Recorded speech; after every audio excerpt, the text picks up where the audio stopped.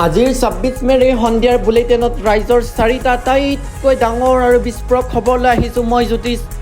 অসমবাসীৰ বাবে মুম্বাইৰ পৰা এটা ডাঙৰ সুখবৰৰ পৰা আৰম্ভ কৰি লখিমপুৰ আৰু অৰুণাচল সীমান্তত চলি থকা তীব্ৰ উত্তেজনা আৰু ডক্টৰ হিমন্ত বিশ্ব শৰ্মাই অসমৰ অৰ্থনীতিক লৈ কৰা ডাঙৰ ভৱিষ্যতবাণী সকলো খবৰ বিতংভাৱে জানিবলৈ ভিডিঅ'টো অকণি স্কিপ নকৰি শেষলৈকে চাওক। প্ৰথমটো ডাঙৰ সুখবৰ অসমবাসীৰ বাবে। চিকিৎসা বা আন গুৰুত্বপূৰ্ণ কামত মুম্বাইলৈ যোৱা অসমৰ ৰাইজৰ বাবে এতিয়া যোৱা আৰু থাকিবলৈ কোনো চিন্তাৰ কাৰণ নাই। মুম্বাইৰ কটন গ্ৰীণত নিৰ্মাণ কৰা হ'ব দ্বিতীয়টো বিশাল অসম ভৱন।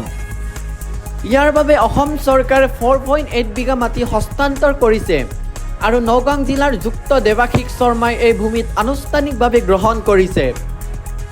এই ভৱনটো নিৰ্মাণ হ'লে মুম্বাইলৈ যোৱা আমাৰ দৰিদ্ৰ আৰু মধ্যবিত্ত পৰিয়ালসমূহৰ বহুত ডাঙৰ সহায় হ'ব। আন এক গৌৰৱোজ্জ্বল খবৰ।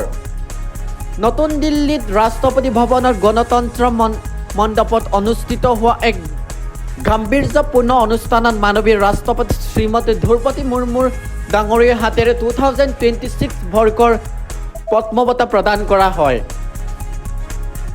সমগ্ৰ উত্তৰ পূৰ্বাঞ্চল ভিতৰত আমাৰ অসমে আটাইতকৈ বেছি সন্মান লাভ কৰিছে।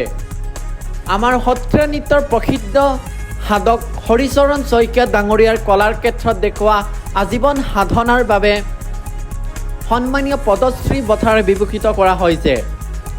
ইয়াৰ উপৰি ভাস্কৰ্য শিল্পী নুৰুদ্দিন আহমেদ, শিল্প বিশেষজ্ঞ যোগেশ দেউৰী, কাৰ্বি লোকসংগীতৰ পাখিলা লেকথেপী আৰু প্ৰাক্তন কেন্দ্ৰীয় মন্ত্ৰী কবীন্দ্ৰ পুৰকায়স্থ মৰুণৰ বাবে পদ্মশ্ৰী বঁটা প্ৰদান কৰা হয়। এয়া প্ৰতিগৰাকী অসমবাসীৰ বাবে এক ঐতিহাসিক আৰু অপাৰ গৌৰৱ মুহূৰ্ত। এই মুহূৰ্তত আটাইতকৈ ডাঙৰ আৰু উত্তেজনাপূৰ্ণ খবৰ আহিছে লখিমপুৰ আৰু অৰুণাচল সীমান্তৰ পৰা। অৰুণাচল প্ৰদেশৰ বিখ্যাত এণ্টি ড্ৰাগছ সন্থাক নেতৃত্ব দিয়া ড্ৰাগছ মাফিয়াৰ বিৰুদ্ধে যুঁজ দিয়া সমাজকৰ্মী গুমিন মিজেক অসম আৰক্ষীয়ে গ্ৰেপ্তাৰ কৰিছে। এই গ্ৰেপ্তাৰক লৈ সমগ্ৰ অৰুণাচল তীব্ৰ প্ৰতিক্ৰিয়াৰ সৃষ্টি হৈছে। TMPK, ADISU আৰু কেইবাটাও ছাত্ৰ সংগঠনে চিলাপথাৰত এক জৰুৰী বৈঠকত অনুষ্ঠিত কৰি গুমিন মিজেক বিনা চৰ্তে মুক্তি দিবলৈ দাবী জনাইছে। আনকি অৰুণাচলৰ মুখ্যমন্ত্ৰী পেমা খাণ্ডু ডাঙৰীয়ায়ো এক বিষয়টোত হস্তক্ষেপ কৰিবলৈ অসম চৰকাৰক আহ্বান জনাইছে। পৰিস্থিতি যাতে বেয়া নহয় তাৰ বাবে সীমান্তত আৰক্ষীয়ে তীক্ষ্ণ নজৰ ৰাখিছে। আমাৰ শেষৰটো গুৰুত্বপূৰ্ণ খবৰ অসমৰ অৰ্থনীতিক লৈ।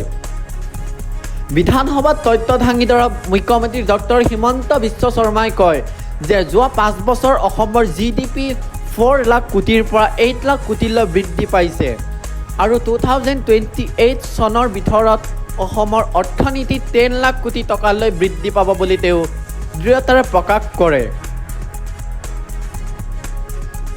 মুখ্যমন্ত্ৰীৰ লগতে কয় যে ৰাজ্যত দৰিদ্ৰ লোকৰ সংখ্যা 40% পৰা 17% হ্ৰাস পাইছে আৰু অনাগত 5 বছৰত সংখ্যা 2 পৰা 3% হ্ৰাস কৰাৰ লক্ষ্য হৈছে। আগতে চৰকাৰী কৰ্মচাৰীক দৰমহা দিবলৈ কেন্দ্ৰৰ মুখলৈ চাই থাকিবলগীয়া হৈছিল, কিন্তু এতিয়া অসমে নিজৰ ভৰিত থিয় দিবলৈ সক্ষম হৈছে।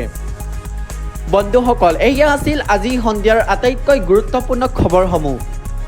আপোনাক কোনটো খবৰে আটাইতকৈ বেছি আকৰ্ষিত কৰিলে কমেণ্ট কৰি নিশ্চয় জনাব। যদি খবৰবোৰ ভাল আৰু সঁচা লাগিল তেন্তে ভিডিঅ'টো যিমান পাৰে শ্বেয়াৰ কৰক আৰু চেনেলটো এতিয়া ছাবস্ক্ৰাইব কৰি বেল আইকনটো বজাই ৰাখক। আপোনাৰ মৰম আৰু সাৰথি মোৰ বাবে বহুত প্ৰয়োজন। ধন্যবাদ। জয় আই অসম।